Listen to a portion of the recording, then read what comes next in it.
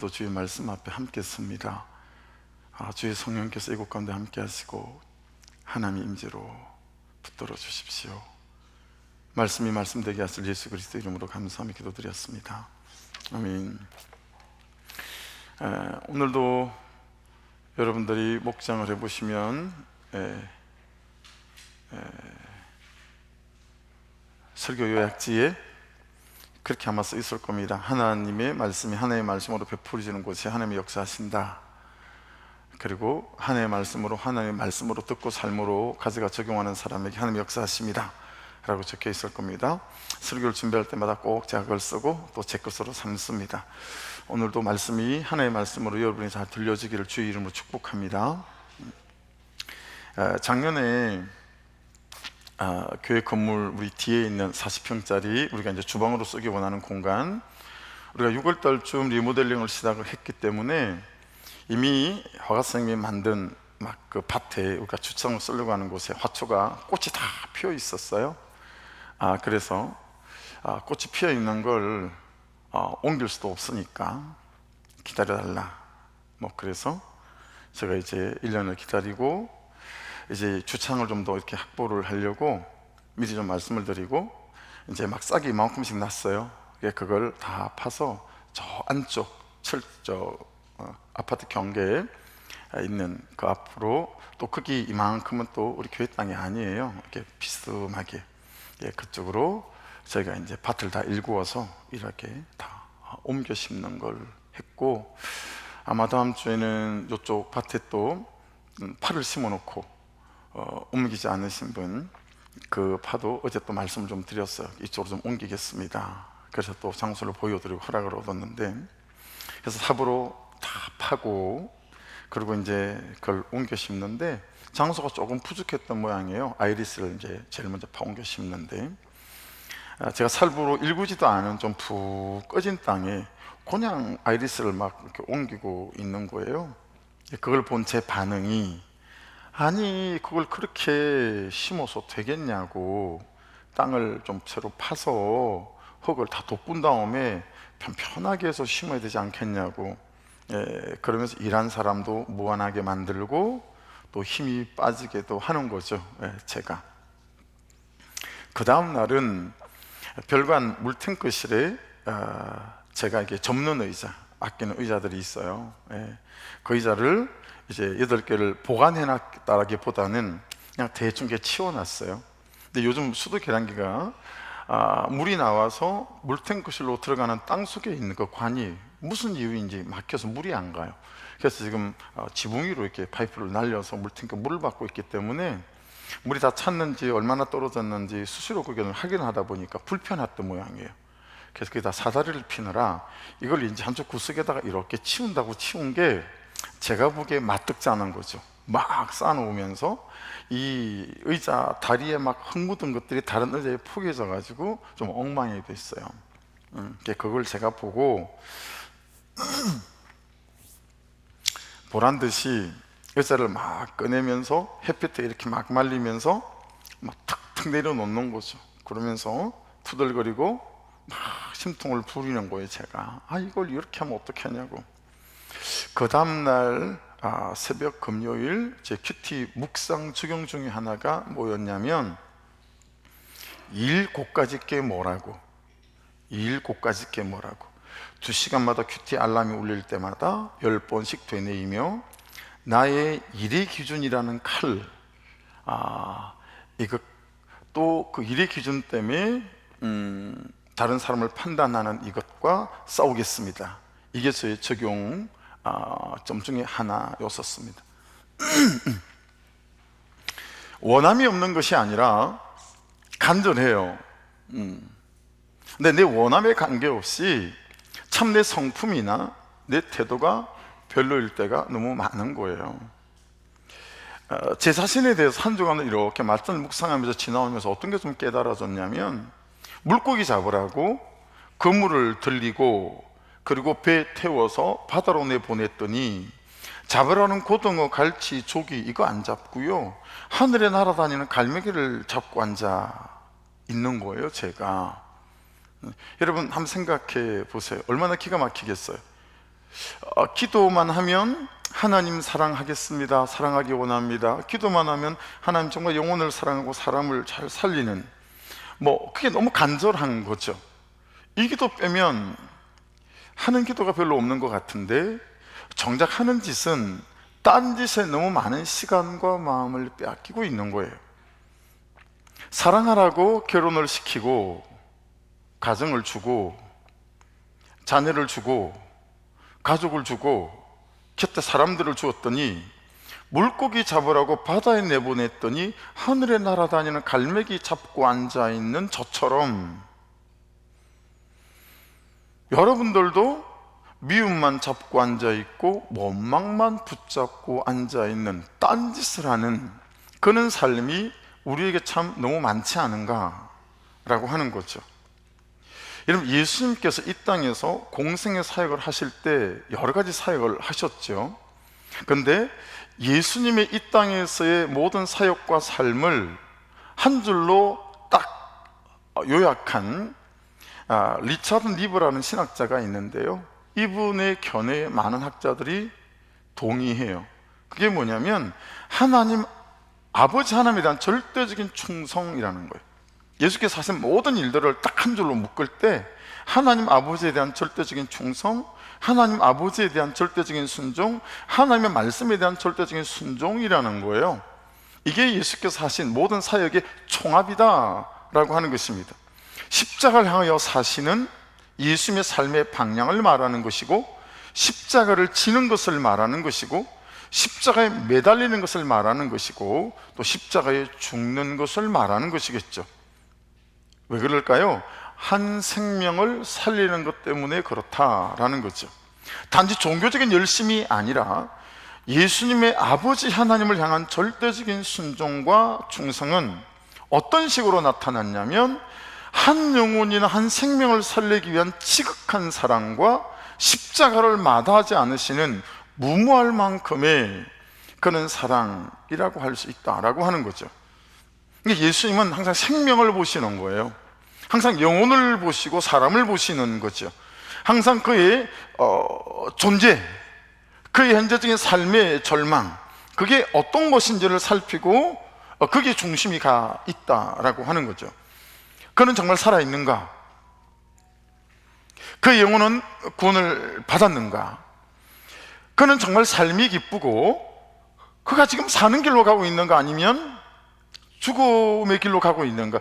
여기 예수님의 온 관심에 초점이 있었다라고 하는 거죠. 여러분은 어떠세요? 저 같지 않으세요 혹시? 바다에 고등어 잡으라고 내보냈더니 하늘을 날아가는 갈매기 잡고 있느라 정신을 못 차리는 우리가 살다 보면 일만 보일 때가 참 많죠. 저도 일을 좋아하는 사람이라 사람이 안 보이고 생명이 안 보이고 영혼이 안 보이는 거죠. 아니면 안 되는 현실만 보이는 거예요. 그 속에서 지쳐가고 실망하고 낙심하는 나라는 존재보다는 그저 안 되는 현실만 보이는 거죠. 나라는 존재가 보여야, 꺼져가는 내 생명이 보여야 나를 살리는 것에서부터 다시 어떤 시작을 해볼 텐데, 그런 내가 보이지 않는 거죠. 누가복음 5장에 나오는 말씀인데요, 우리가 큐티함에 지나온 말씀이에요. 1월 달에 이 말씀을 우리가 큐티했더라고요. 예수께서 한 동네에 계실 때에 온몸에 나병 들린 사람이 있어 예수를 보고 엎드려 이르되 주여 원하시면 나를 깨끗하게 하실 수 있나이다 하니, 13절 여러분들 같이 읽어볼까요? 시작. 예수께서 손을 내밀어 그에게 대시며 이르시되 곧 떠나니라. 여러분, 원하시면, 우리가 어떨 때 이런 표현을 쓰죠? 얼마나 자기 몸에 있는 이 병이 낫는 것이 이 사람에게 절절을 했겠어요. 나병인데. 그런데 주님이 원하시면이라고 말하고 있습니다. 이 나병 환자는 낫게 되는 원함이 없다는 말일까요? 다시 말씀을 한번 보시면 예수께서 한 동네에 계실 때에 온몸에 나병 들린 사람이 있어 예수를 보고 엎드려 구하여 이르되 주여 원하시면, 이렇게 말하죠. 이 엎드려 구하면이란 뜻이 어떤 거냐면 무릎을 꿇었다라는 게 아니라 바닥에 쫙 엎드린 거예요. 바닥에 쫙 엎드려서 그렇게 주님께 원하시면 이라고 말을 한 것입니다. 픽토라고 하는 단어인데요, 주님, 저는 이미 죽은 사람입니다. 저는 어떤 방법도 없는 사람입니다. 저를 불쌍히 여겨주시고 긍휼히 여겨주시고 저 좀 살려주십시오. 목숨 걸고 살고 싶은 거고요, 죽을 힘을 다해 살고 싶은 거예요. 얼마나 간절했는지 알 수 있을 만한 그런 대목인 거죠. 그런데 그 절절한 자신의 원함을 꾹꾹 눌러 담아 놓고 뭐라고 말하죠? 주님께서 원하시면, 이렇게 이 사람이 말했다라고 하는 것입니다. 여러분, 내가 너무 원하거든요. 근데 이 말을 빼놓고 주님이 원하시면, 이렇게 말하는 것이 이 사람에게 얼마나 힘이 들었을까라고 하는 거죠. 근데 왜 그랬을까요? 여러분, 첫째는 내가 아무리 원한다고 해도 되어지지 않는 사실이라는 사실을 너무 잘 아는 거죠. 또 내가 아무리 하고 싶어도 할 수 없는 이라는 사실을 알고 있기 때문이고, 내가 아무리 안 하고 싶어도 안 할 수 없고 아무리 하고 싶어도 할 수 없는 일이다라는 사실을 너무 잘 알기 때문이다 라고 하는 거예요. 이 나병을 낫는 것이. 그런 일이 우리 삶에 한두 가지가 아니지 않습니까? 사랑하고 싶은데, 사랑해야 되는 줄 아는데 이게 사랑이 안 되는 거예요. 자꾸 미워지는 거죠. 여러분, 잘 한번 들어보십시오. 조금은 깊은 얘기일 수 있는데, 거짓, 불순종, 음란, 불성실, 이게 세워지세요? 주일날 오늘 예배 오셔가지고 턱 앉았는데 기도하는데, 하나님 저 예배 드리러 왔어요 하는데, 아참 월요일날 그때 아내에게 한번 내가 거짓말했지. 제가 주중에 아내에게 한번 딱 거짓말을 했어요. 어디다 전화를 하라고 그랬는데 전화를 안 하고 잔소리 들을까봐 했어. 이렇게 거짓말을 했어요. 아참 그날 전도사님에게 혈기 한번 부렸구나. 아, 주님 죄송해요. 여러분, 내 거짓말이 세워지고 내 혈기가 세워지세요? 아, 남편에게 복종하지 못했고, 아, 그때 그 순간 아내를 온전히 사랑하지 못했네, 이게 세워지세요? 아, 또 시간을 유튜브 보느라 너무 쓸데없이 썼어요, 이게 세워지세요? 죄를 안 짓는 것 말고 내 죄가 주일날 앉아서 세워질 정도만 지어도 아마도 그 사람의 등짝을 잘 살펴보면 그 사람의 등짝에는 숨은 날개가 있는 천사일지도 몰라요. 우리는 너무 삶의 불성실하고 재정을 쓰는 일에 불성실하고 시간을 쓰는 일에 너무 불성실해서 툭 앉아온 순간 죄가 세워지지가 않아요. 너무 많아서 그냥 삶이 죄와 더불어 겸하여 살아가는 거죠. 이 나병 환자가 주여 원하시면 이라고 한 이유는 그런 연유가 있지 않았을까요? 그래서 주님의 은혜를 구하는 것입니다. 주여 원하시면. 이 시대의 나병에 대한 유대인들의 보편적인 시대정신, 어떻게 학습받았냐면 하나님 보시기에 합당하지 않은 그 사람의 삶으로 하나님의 저주로 말미암아 그 사람에게 주어진 병이 나병이다라고 그들은 학습받았어요. 그랬기 때문에 그게 시대정신이었기 때문에 나병 환자는 나는 자격이 없다고 생각하는 거예요. 그래서 주님의 은혜의 자신을 맡기는 거죠. 주님의 은혜의 자신을 맡기는 그 가장 명백한 방법으로 오늘을 사는 우리에게 주신 것들이 여러 가지가 있어요. 그죠? 예배도 있고 기도도 있고 말씀 묵상도 있고, 오늘 말씀에 오늘 나를 묻고 가고 오늘 말씀에 오늘 나를 듣는 것도 그런 것들인 거죠. 항상 기억해야 됩니다. 벌어진 내 현실과 내 삶이 문제가 아니고요, 여러분, 그 벌어진 내 현실과 내 삶 앞에서 주의 은혜의 나를 맡기지 않는 것, 그게 문제인 거예요. 저는 죽음에 대한 공포가 좀 있어요.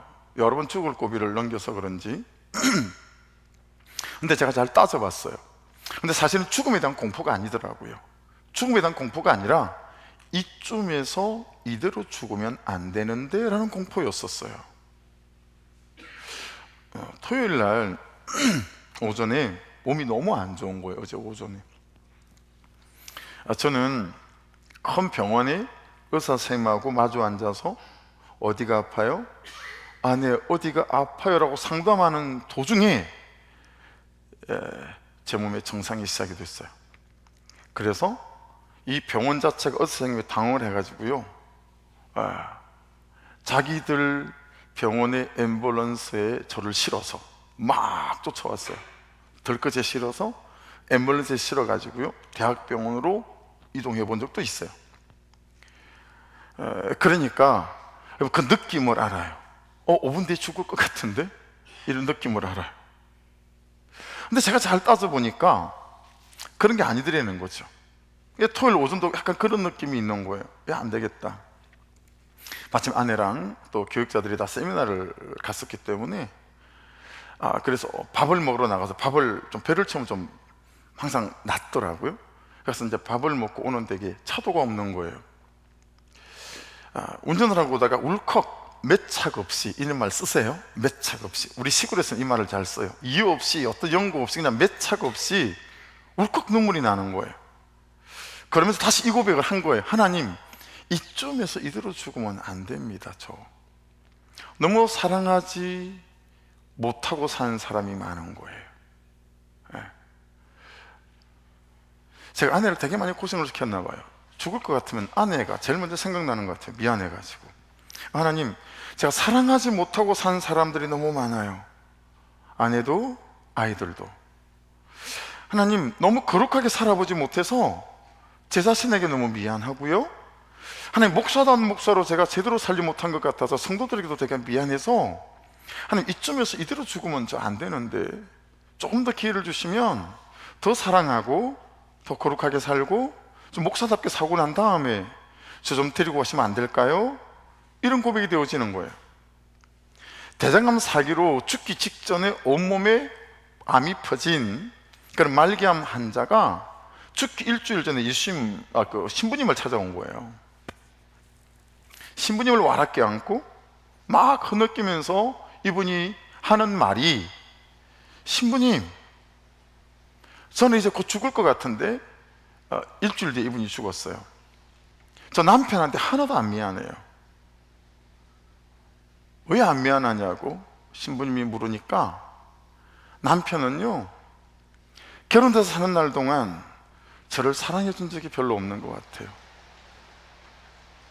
천만 남은 바람을 피고요, 나를 이해해 주거나 가정을 책임져 준 적이 없다는 거예요. 그래서 남편한테는 하나도 안 미안하다는 거예요. 신부님, 자식한테도 하나도 안 미안해요.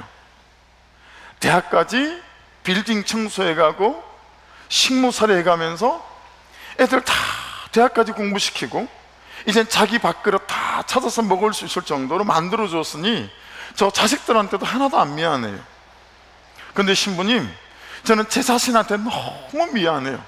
그러더라는 거예요.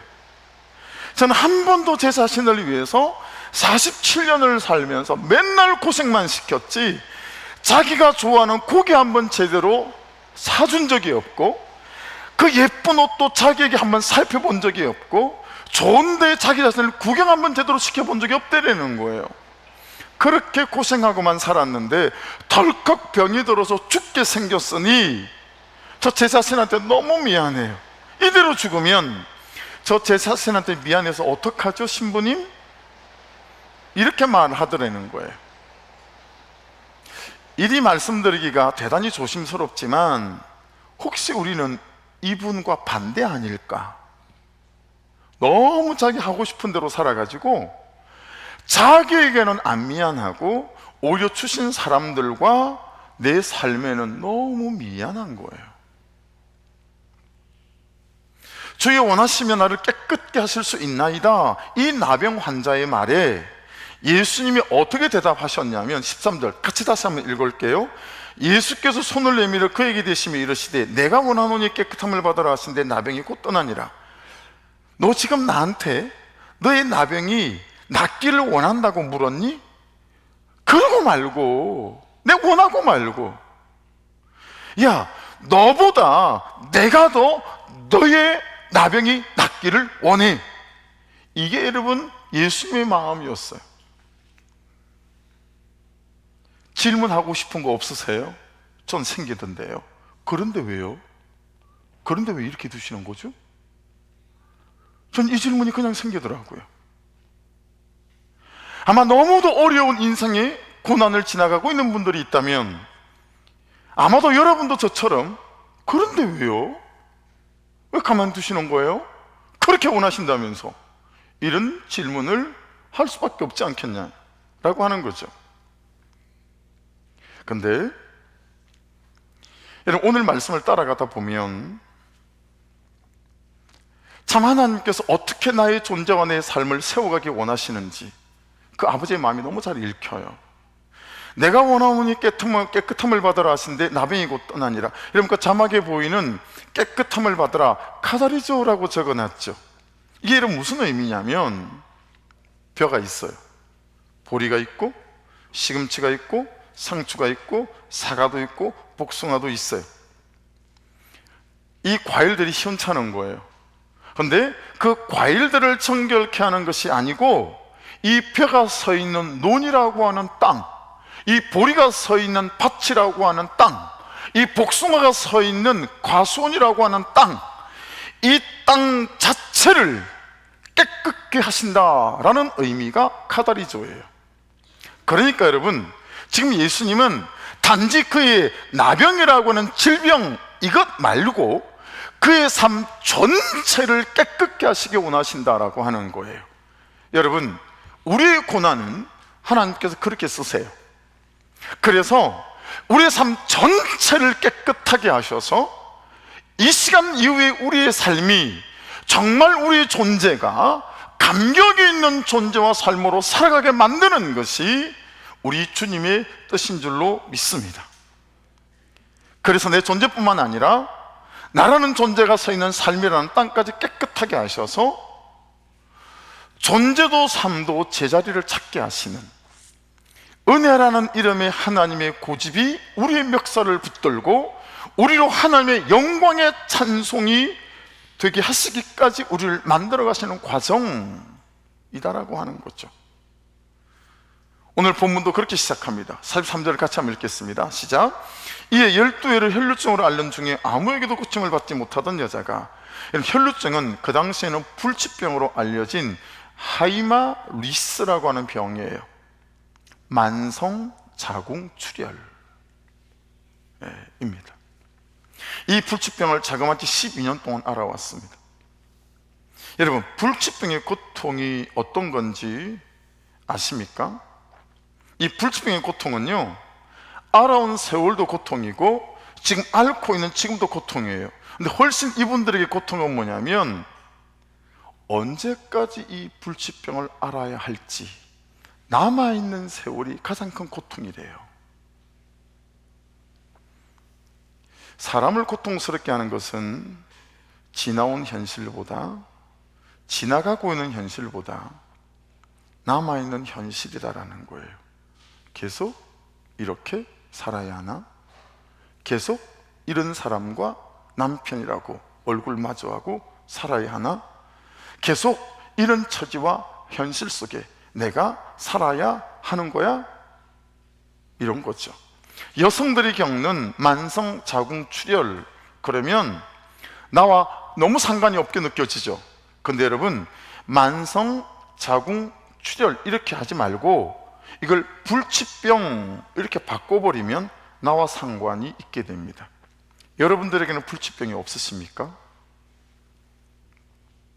아무도 고치지 못하는 내 태도라는 불치병, 아무도 고치지 못하는 내 습관이라고 하는 불치병, 아무도 고치지 못하는 내 시간을 쓰는 태도, 아무도 고치지 못하는 내 재정을 쓰는 태도, 아무도 고치지 못하는 나의 삶을 대하는 태도, 아무도 고치지 못하는 나의 게으름이라고 하는 성품의 불치병, 아무도 고치지 못하는 내 혈기와 성격과 기질과, 그리고 견해와 고집과 가치관과 세계관이라고 하는 불치병.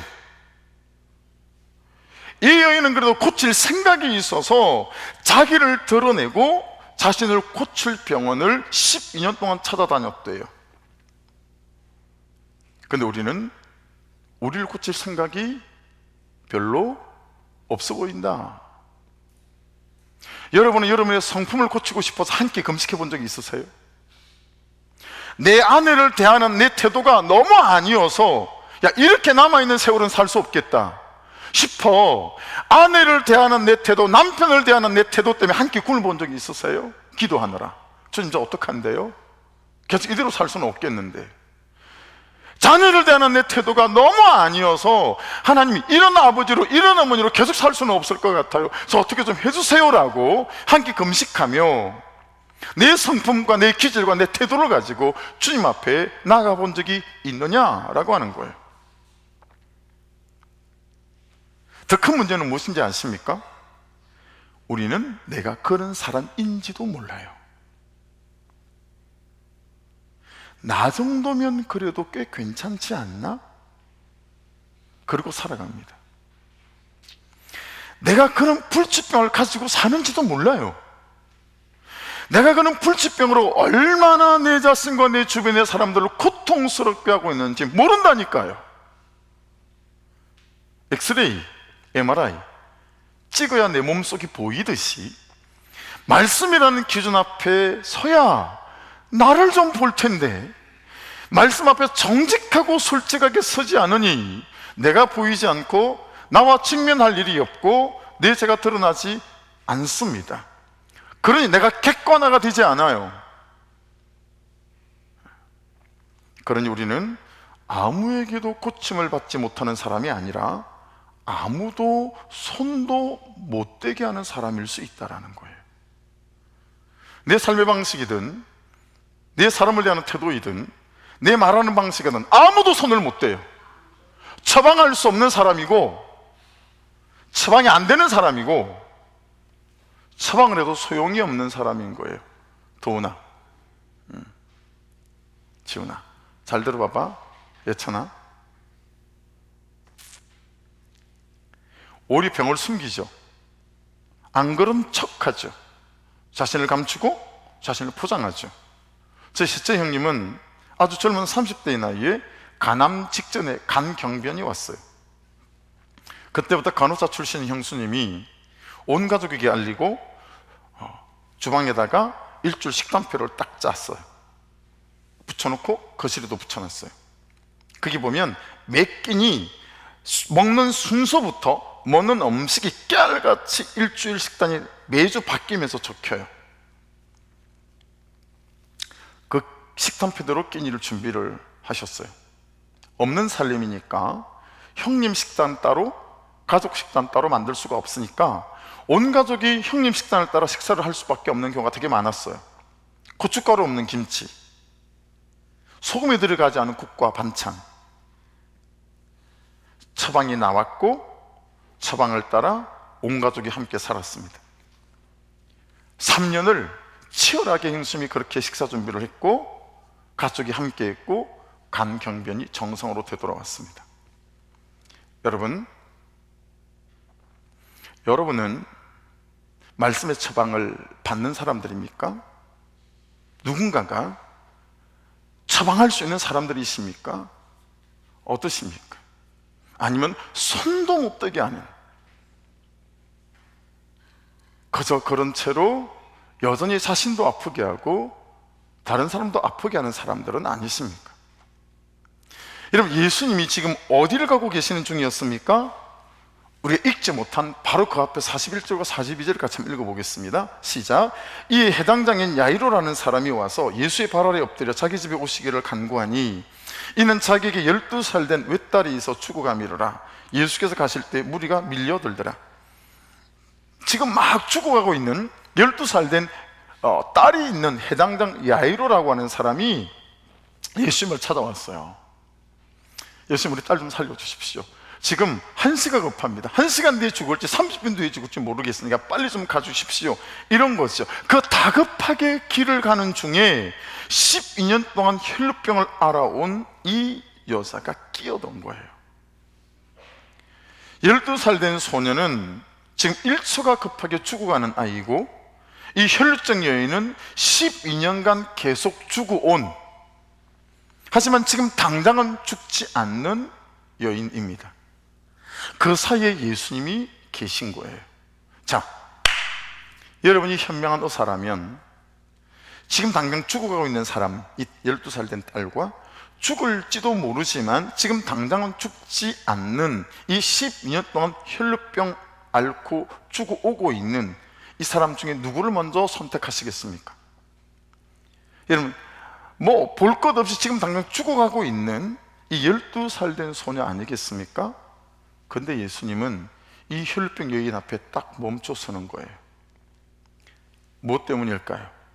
44절 같이 읽겠습니다. 예수의 뒤로 와서 그의 옷가에 손을 대니 혈루증이 즉시 그쳤더라. 이 여인의 목숨을 거는 간절함 때문이었습니다. 이 당시 유대인의 율법은 혈루병은 유출병으로 분류했습니다. 유출병은 사람들이 모인 곳에 만일에 오면 발각되면 돌에 맞아 죽는 율법 조항이 있었기 때문에 유출병이 걸린 여성들은 절대 사람들이 모이는 장소에 오지 않습니다. 그런 이 여인은 목숨을 거는 간절함으로 지금 예수 앞에 나선 거죠. 예수의 옷깃을 만진 거죠.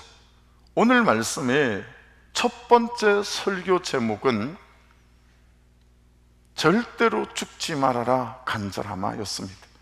자막에는 절대로 죽지 말아라 주님을 향한 나의 간절함아 이렇게 되어져 있죠. 여러분이 알고 있는 것과 달리 우리 안의 심장은 두 개라고 저는 생각합니다. 눈에 보이는 우리 육체를 살게 하는 이 심장을 뛰게 하는 이 심장 하나와 눈에 보이지 않지만 우리 신앙을 뛰게 만드는 신앙 심장이 따로 하나 있다, 저는 그렇게 믿습니다. 육체 심장은 1분에 70번에서 100번까지 뛰면서 온몸에 우리의 피를 짜내 보내서 우리를 살게 하지만, 우리 신앙 심장이 만들어서 우리에게 보내서 우리 신앙이 살아있게 만드는 것은 간절함입니다. 예수 그리스도에 대한 간절함, 하나님에 대한 간절함. 이 간절함의 심장이 뛰지 않는 거예요. 이 간절함의 심장이 죽어 있는 거예요.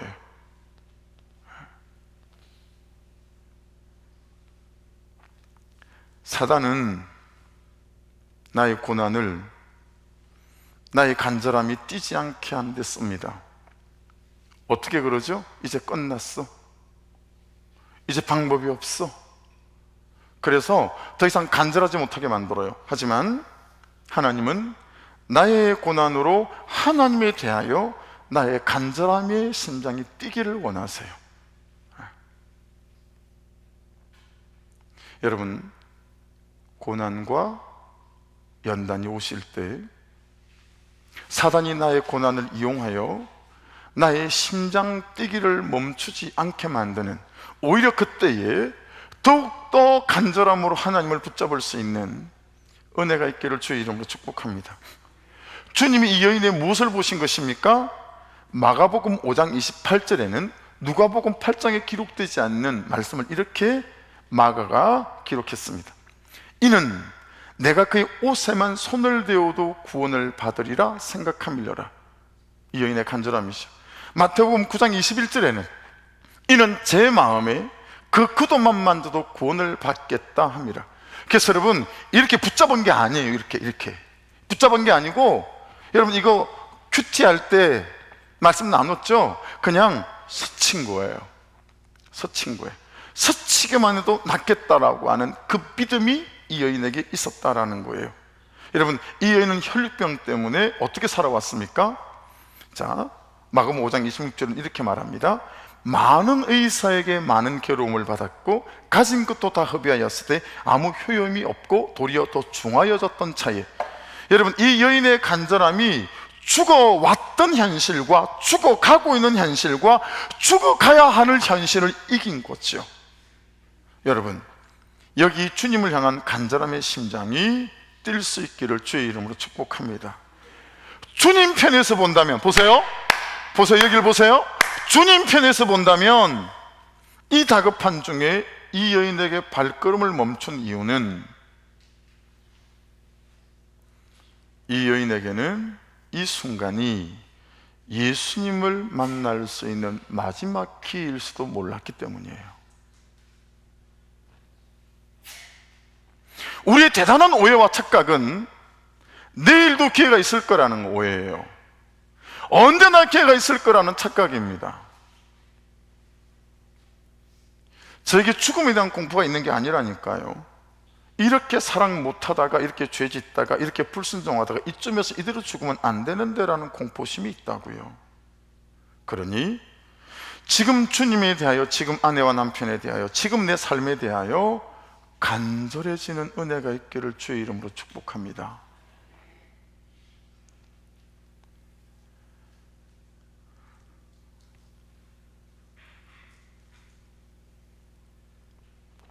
지금 주님을 찾으셔야 하고, 지금 주님을 구하셔야 하고, 지금 주님을 만나셔야 합니다. 다음에 말고 지금 사랑해야 합니다. 이름만 대면 아는 유명한 회사에 가면 사무실 여기저기에 붙어있는 슬로건이 있는데, 저희 슬로건을 보고 되게 참 재밌더라고요. 한번 보실래요? 언젠가 잘리고 회사는 망하고 우리는 죽는다. 그래서 이 회사의 남자들은, 애기 아빠들은 전부 다 2년씩 육아휴직을 다 쓴대요.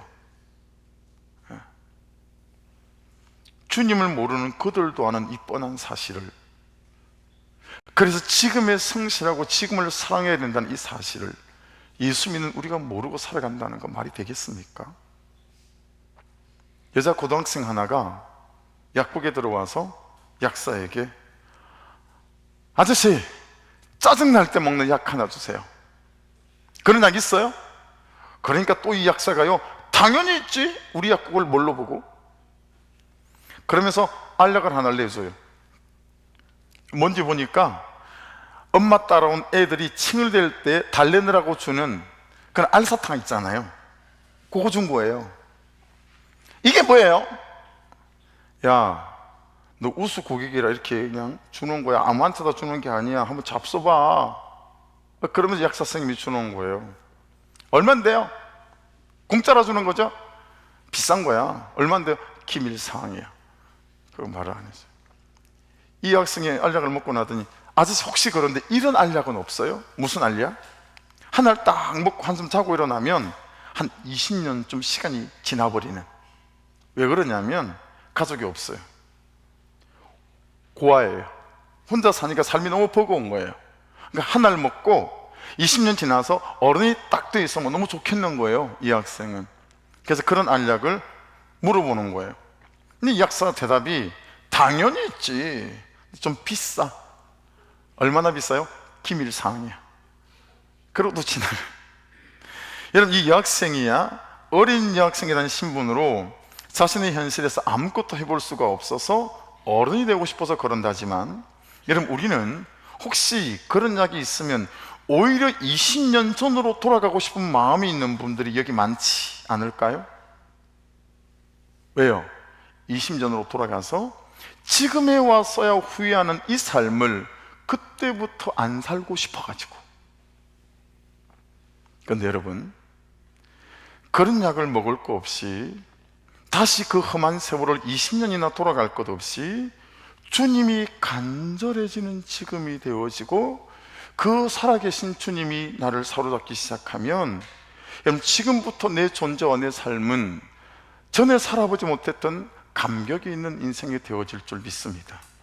미루지 말고 지금 주님을 향한 내 간절함의 심장이 뛸 수 있도록 그분을 구하고 찾아야 합니다. 근데 여러분, 오늘 말씀에는 우리의 간절함을 뛰어넘는 우리를 향한 예수님의 간절함이 있어요. 여러분, 간절함으로 친다면야, 이 혈류병 여인의 간절함보다 12살 된 딸이 죽어가는 이 아버지의 간절함이 훨씬 더 간절하지 않았을까요? 딸을 살릴 수 있는 1분 1초가 급해서 오늘날 같으면 앰뷸런스를 타고 100km, 200km를 도로로 달리면서 막 헤집고 딸에게로 가야 되는 그런 판국이잖아요. 그런데 그 앰뷸런스를 딱 막아서더니 이 여인이 못 가게 한 거예요. 그러든가 말든가 비껴서 달려가야 하는데 예수님이 앰뷸런스를 세우시는 거죠. 잠깐만, 스탑. 그러고는 내리세요. 그러고는 죽어가는 자기 딸을 뒤로 해놓고 이 혈루병 여인을 고치기 시작하는 거예요. 여러분, 이 와중에 무슨 일이 벌어진 줄 아세요? 누가복음 8장 49절 같이 읽겠습니다. 아직 말씀하실 때에 회당장의 집에서 사람이 와서 말하되 당신의 딸이 죽었나이다. 선생님을 더 괴롭게 하지 마소서 하거늘. 그런 와중에 그만 이 해당장 12살 된 무남동료가 죽어버렸어요. 의사라면 이 의사가 현명하지 못한 선택을 한 거죠. 죽어가고 있는 12살 된 딸부터 살리고 그리고 이 혈루병 여인을 찾아왔어야 하는데 순서가 잘못된 거예요. 근데 여러분, 저를 보세요. 만일에 죽었든 말았든 어떤 경우에라도 이 두 사람을 다 확실히 살릴 수 있는 의사라면 순서가 중요해요, 안 중요해요? 안 중요하죠. 누구 먼저 고칠까 선택이 중요해요, 안 중요해요? 안 중요하죠. 심지어 죽어도 살릴 수 있는 의사라면 순서는 의미가 없는 거예요. 이해되세요? 여러분, 우리는 그 예수님을 믿습니다. 우리는 그 예수님 앞에서 살고 있습니다. 내가 그분 앞에 있고 내 현실이 그분 앞에 있고 나의 지금이 그분 앞에 있습니다. 죽어도 살릴 수 있는 예수님이었기 때문에 죽어가고 있는 그를 먼저 살리느냐 이 여인을 먼저 살리느냐 이건 중요하지 않았어요. 사랑하는 여러분, 우리가 죽어 있어도 예수는 지금 우리를 살릴 수 있습니다. 해서 절대로 죽지 말아라, 주님을 향한 나의 간절함아, 이 설교 제목을 그래서 이렇게 바꿀 수밖에 없었습니다. 그러나 내가 왔다. 그러나 내가 있다. 그러나 내가 한다. 여러분, 그러나가 무슨 뜻이에요? 지금의 네 인생 앞에 어떤 일이 있었든 무슨 일이 벌어지고 있든 그러나 내 고난이 어떠하든 그러나 내가 왔다라는 거예요. 더더구나 예수를 믿는 우리에게 지금은 현재는 우리의 삶이 전부가 아니잖아요. 우리가 왜 구속사의 복음을 믿고 구속사의 복음을 붙잡습니까? 영원을 사는 우리에게 지금은 우리를 만들어 가시는 하나님의 과정이시기 때문입니다. 아멘 있습니까? 그래서 우리는 감히 이 아픈 현실을 두고 있어야 할 일이 있었습니다 라고 고백하는 거예요. 이게 딸을 살려달라고 예수님에게 쫓아온 해당장 야이로의 고백이 되지 않았겠어요? 사랑하는 딸이 죽었다는 소식을 듣고 어떻게 있어야 할 일이 있었습니다 라고 할 수 있겠습니까? 이 사랑하는 딸이 죽은 아버지가 잠시 후에 어떤 예수를 만나게 됩니까? 병을 고치는 예수 그리스도가 아니라 죽은 자도 살리는 예수 그리스도를 만나기 때문에 그렇습니다. 여러분 저를 보세요. 지금 오시지 않는다고, 지금 되게 하시지 않는다고, 지금 고쳐주지 않으신다고 절망하지 마십시오. 우리는 주님 이때가, 주님 그때가, 그 절망이, 그 비통함이 있어야 될 일이었습니다 라고 고백할 날이 반드시 오게 될 줄로 믿습니다. 예수님은 나를 포기하지 못하시고 십자가를 마다하지 않은 분이시기 때문에 지금은 고난처럼 보이는 이 많은 일들이 주님, 그게 정말 있어야 될 일이었었어요. 여러분, 죽은 딸을 살리는 이 예수님을 보고 이 회당장 야이로가 그렇게 고백하지 않았겠냐고요. 없었어야 될 일이었는데, 혈루병 여인이 찾아오는 일이. 그런데 있어야 될 일이었었다라고 하는 거죠. 그러니 지금 우리가 할 일은 예수님의 옷가에 손을 대는 것입니다. 여러분, 이제 이 여인이 나왔습니다. 44절을 같이 한번 읽어볼까요? 시작. 예수의 뒤로 와서 그의 옷가에 손을 대니 혈루증이 즉시 그쳤더라. 그의 간절함이 이겼어요. 이제 엔드예요. 끝났어요. 이 사건이 끝난 것처럼 보이잖아요. 그런데 45절부터 47절 같이 읽겠습니다. 예수께서 이르시되 내게 손을 댄 자가 누구냐 하시니 다 아니라 할 때에 베드로가 이르되 주여 무리가 밀려들어 미나이다. 예수께서 이르시되 내게 손을 댄 자가 있도다. 이는 내게서 능력이 나간 줄 알미로라 하신대 여자가 스스로 숨기지 못할 줄 알고 떨며 나와 엎드려 그 손댄 이유와 곧 나은 것을 모든 사람 앞에서 말하니. 이 여인에게는 끝난 사건인데요, 예수님에게는 시작이었어요. 지금부터. 왜냐하면 여인의 목적은 이 병이 낫게 되는 것이지만 예수님의 목적은 이 여인의 불치병을 고침으로 이 여인을 구원하는 것이었습니다. 할렐루야. 여러분, 예수의 목적은 지금 여러분 앞에 있는 고난을 해결해 주는 게 목적이 아니라 여러분의 삶 전체를 총체적으로 구원하시는 것이 예수 그리스도의 이 고난을 대하시는 목적인 줄 믿습니다. 우리가 때때로 현실 때문에, 지금 때문에 절망에 빠지는 이유는 목적이 다르기 때문에 그렇습니다. 나는 지금 여기 현재 현실이 목적이지요. 그런데 주님은 우리 삶 전체 총체적인 구원에 초점이 있다라고 하는 것입니다. 그래서 여러분의 삶을 차고 넘치게 만들어서 흘려보내서 여러분이 스치기만 해도 여러분이 있는 장소에서 그 누군가를 살리는 것이 하나님 그분의 우리를 향한 구원의 초점이기에 우리의 고난을 다루시는 방법이 그리 다르다라고 하는 것입니다. 우리는 지금 여기 현재 이 현실을 전부로 보고 끝으로 보지만 주님께는 우리 지금 현재 현실은 나의 구원의 여정의 과정이고 나를 세워가시고 살려가시는 과정인 줄 믿습니다. 그래서 따라하십시다. 믿음은 내 뜻대로 될 것을 믿는 것이 믿음이 아니고 주님이 내 인생에 이루실 그 아름다운 결국을 바라보며 주님의 선하심을 바라보며 이 과정을 살아내고 받아내는 것이 믿음입니다. 할렐루야. 이게 믿음이에요. 그래서 우리를 향한 주님의 사랑은 우리 어떤 문제가 해결되는 것 이상입니다. 나의 존재를 향하고 나의 근본적인 삶의 방향의 수정과 삶의 선택과 결정을 향하여 있다라고 하는 것입니다.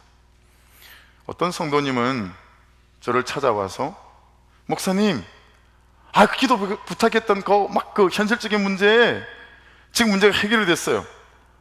하면 할렐루야, 감사해요. 그리고 끝이에요. 근데 어떤 분은 목사님, 그 현실적인 문제가 해결이 됐어요. 너무 기도해 주셔서 감사해요. 너무 기뻐요. 그런데요 목사님, 더 말할 수 없이 감사한 것은요, 그 현실적인 문제 때문에 그렇게 간절해지고 그렇게 절실해져서 하나님께 나아가면서 나를 향하신 하나님의 그 심정을 만나게 된 거예요. 그러는 분이 있다라는 거예요. 여러분, 이 두 번째 분이 돼야 되지 않겠어요?